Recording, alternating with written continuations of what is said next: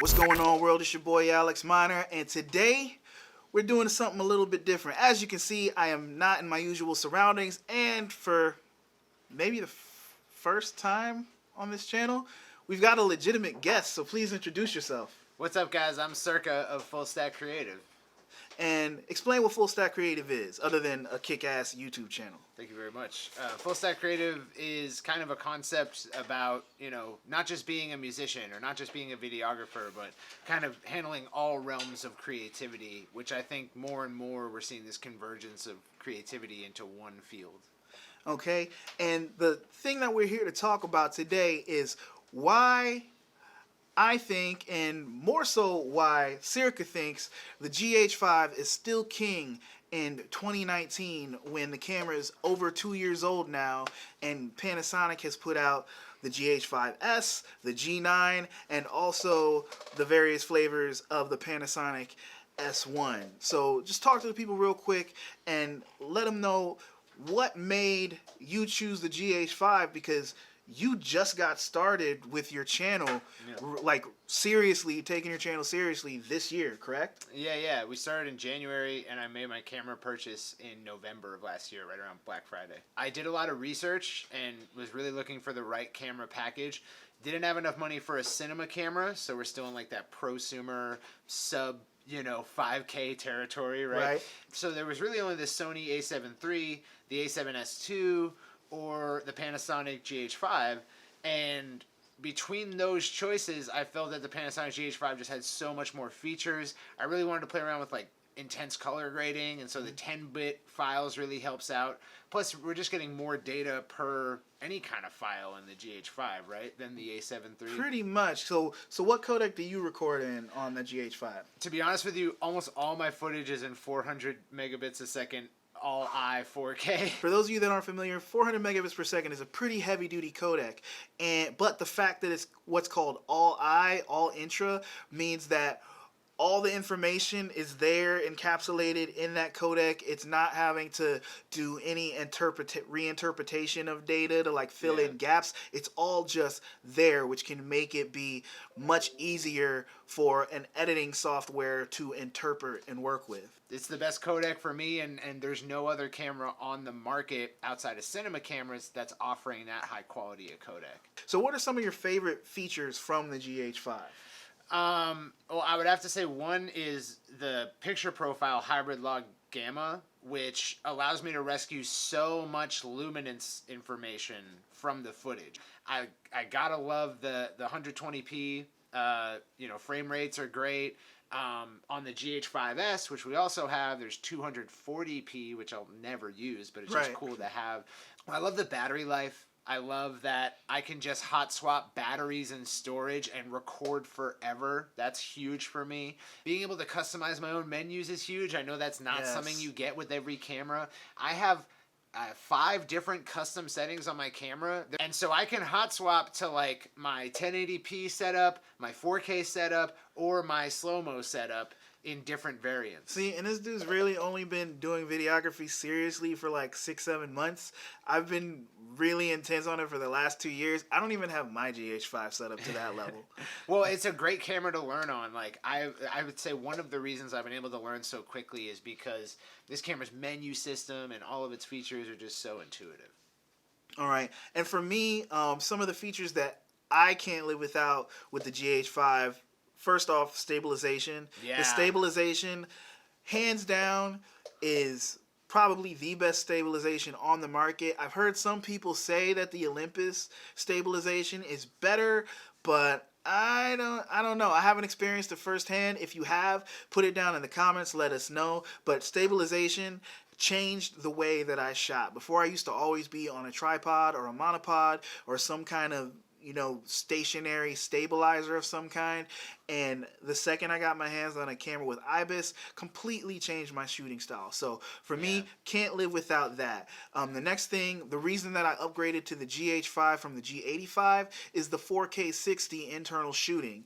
And that was important because on the G85, even though it can do a really good 1080p 60, I could see the difference between my 4K footage and my slow-mo footage, and it would drive me nuts. Now, clients couldn't see it, other people I worked with couldn't see it, but I could tell, and it was maddening. The other thing is, he touched on the 10-bit internal. When I started shooting 10-bit, even at 1080p, they've got 10-bit 1080p, which a lot of cameras don't have. 200 megabits per second, right?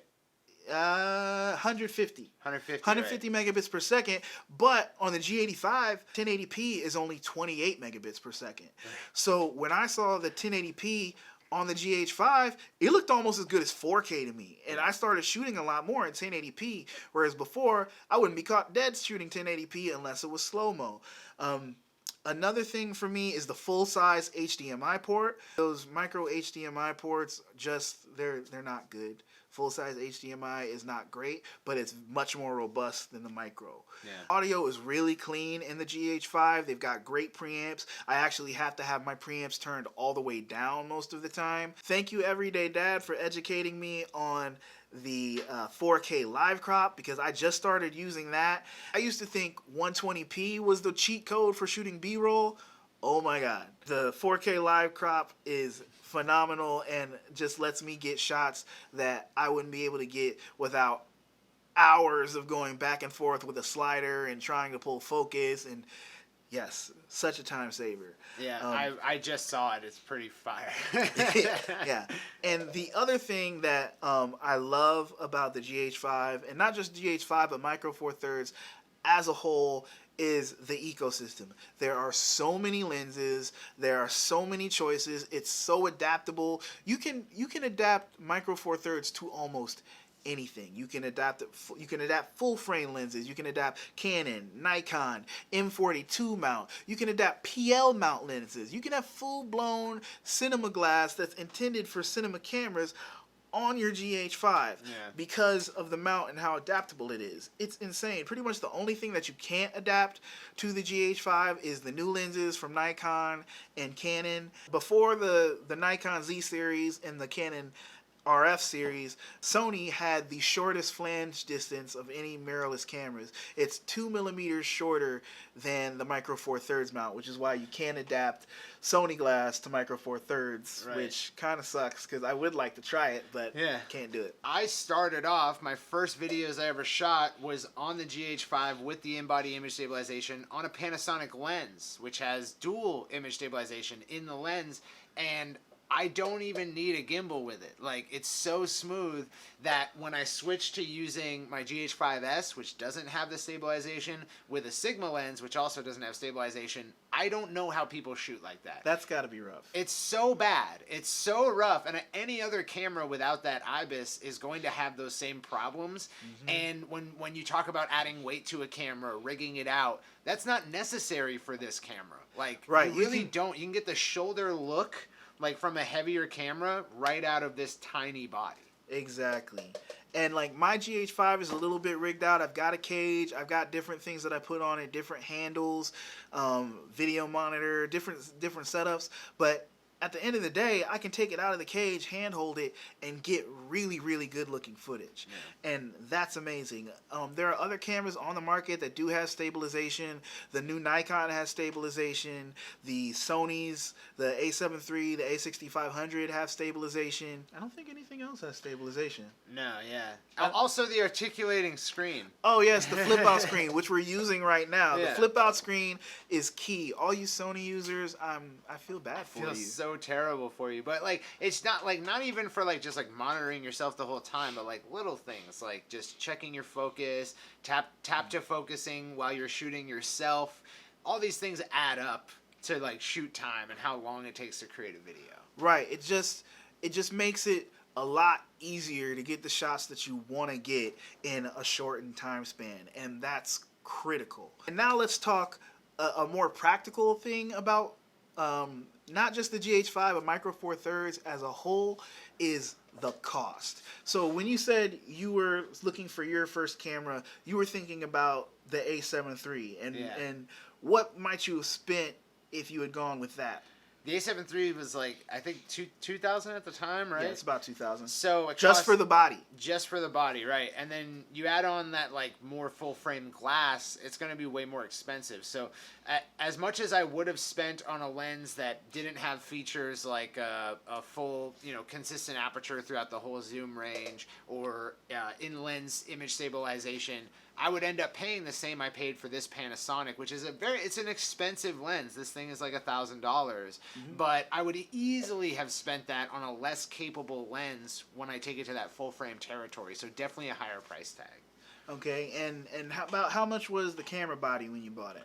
I actually got it on the special. They discounted it down for last Black Friday. Okay, and that's where it now sits at that $1,500 range.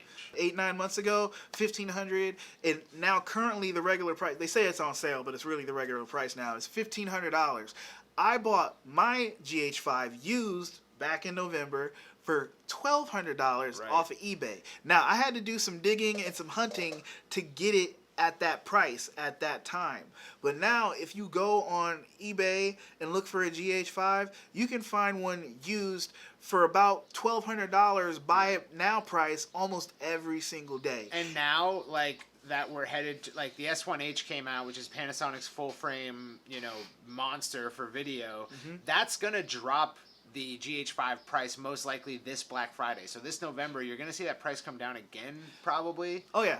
And the fact is, when they just announced the Panasonic S1 and the S1R, I already saw the price falling on eBay just from that announcement, because it used to be on eBay, the typical resale price for a GH5 was somewhere in the $1,400 range. And $1,400 to $1,600, depending on whether it had a lens or not, or extra batteries, things like that. Yeah. But once that was announced, I saw it just dropping right away, and also the price on the G85 and the G7 dropped. So all the Micro Four Thirds prices dropped when that came out, when those announcements were made. So you can get GH5 used $1,200 on a normal day. I've seen it go for as low as $900. Yeah, it's pretty amazing. Like how there's no other camera that competes with it for features in its original price range. And then you take all the discounts off, and it's like, there's just it's nothing. Insane. Yeah. The fact that you could possibly buy this camera used in really good condition for less than $1,000, and it's got features in it that full-blown cinema cameras do not have. And I'm not even talking about image stabilization, because there's no cinema camera out there that has image stabilization. That's just not a thing for cinema cameras. But the fact that you can shoot anamorphic, the fact that you can do this 4K live cropping thing, the fact, just everything that we've been talking about, all these features, there's so much in this camera. And right now, any day of the week, you can go out and find it for less than $1,500. And the closest competition that has most of these features, not even all these features, right? And the closest one that you're going to find is going to start at around $5,000 or $6,000. Right. And to get everything that this camera can do, minus stabilization, you're probably going to have to go to the $10K price range for a cinema camera. That is insane. And like Caleb Pike of DSLR Video Shooter, a favorite of both Alex and mine's, he's been talking about how we're reaching this era where cinema cameras are going to be this big. But he really, with the S1H release, he was like, this really shows the convergence of prosumer mirrorless with cinema cameras. Right. But I think if you throw out the sensor size, this is the first convergence. Like, I would agree. Without thinking about, it's a Super 35 sensor in a cinema camera, if you just throw that out the window, this is pretty much a cinema camera in a prosumer body. It's probably going to be another, 2 or 3 years before the feature set in the GH5 is not keeping up with the rest of the market, right? Yeah. Or dominating the rest of the market, because even these full-frame powerhouses, flagship cameras that these other manufacturers have put out, Nikon, Canon, Sony, they don't have these features. And I'm sorry, all you Sony users, the A7S III, it's a freaking unicorn. I don't believe it's going to even come out. And if it does come out, it's not going to be what you think it is. Right. And when 4K cameras were hitting the market, people are like, do I need 4K? No one's uploading in 4K or no one's delivering in 4K. Right. So why do I need it? And the argument was like, oh, you can recrop within the image. And I use that all the time. As do I. And but we're not even at the era where 4K delivery is constant and consistent and demanded. Most production companies that I talk to, most creators, are still delivering to their clients in 1080. And a lot of times, even if they do need to deliver in 4K, they'll shoot in 4K, edit in 1080, and then just upscale the final file to 4K. And it's almost indistinguishable. It's going to be a long time before we're talking about, oh, delivery is always in 4K, but you can use 6K to resample and recrop. Right. We're a ways away from that. You might be out there in your camera decision-making process right now. I was exactly where you are 7-8 months ago. And one of the things I was worried about is oh, everyone's talking about Canon colors. Or even Sony colors people were talking about. But no one was talking about Panasonic colors. I like Panasonic's colors. I love Panasonic's colors because they're accurate. And if you do some deep diving, don't pay attention to YouTubers. Pay attention to people on Reddit forums who are just absolutely nerdy about this. And you'll find that the Panasonic GH5 has some of the most accurate colors out of all of its competitors. Also, make sure that when it comes to color science and color grading, that you really do your research. Because if you're shooting in 10-bit, log, HLG, you really got a lot of flexibility in there where you can push and pull the colors and do some amazing things. 10-bit is amazing. And the fact that you get 10-bit internal 422 4K is amazing. Yeah, 4K all-eye 10-bit 422. That's nuts. There's nothing like it. Nothing at all. I can't recommend the GH5 enough.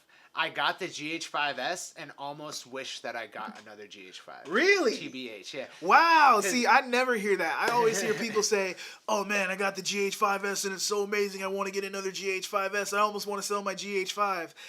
But you don't get what you sacrifice is in-body image stabilization. Right. And that's a huge sacrifice. It's not nothing, I'll say that. Yeah, I got shaky hands. Yeah. I got insanely shaky hands. I cannot hold an object still to save my life. And I get smooth shots with the GH5. Yeah. So, I mean, the GH5S is like a $500 more in terms of a brand new one. And you're losing that IBIS, and I don't know if I'd make that same decision again. We're going to wrap it up because this video has been longer than I planned, and we just both like to talk. But those are some of the reasons why we love the GH5, why in 2019 or the end of 2018, if you want to be picky, we chose that to be our personal flagship cameras, and why we're going to continue to use these things until they break. Yeah. And then probably buy another one. Also, when it came time to get my team cameras, I bought them Panasonic G85, so I'm kind of all in that Panasonic family now. Me too. I've got a G7, G85, and a GH5, and I got up to the GH5 because there was something lacking in each of those other cameras that going up to the next step satisfied, and at the GH5, I don't need anything else. Hell yeah. But can't recommend enough. Good luck chopping this down, man. We've said a lot. All right, so this has been Alex Miner and Circa with Full Stack Creative. Go check out Full Stack Creative. Subscribe to his channel. There'll be a link somewhere, either in the description or up here. There'll be links. Go check out Full Stack Creative. He does amazing content. I'm really proud of him for only really being at this for 6 months, 7 months, and the fact that you've outgrown my channel in that time when I've had my channel for over a year. Don't let him fool you. I get all my tips from this guy or the guy he gets his tips from. So it's just a chain, and I'm the lowest on that totem pole. But anyway, we'll see you next time. This has been Alex Miner, Circa, Full Stack Creative. See you later.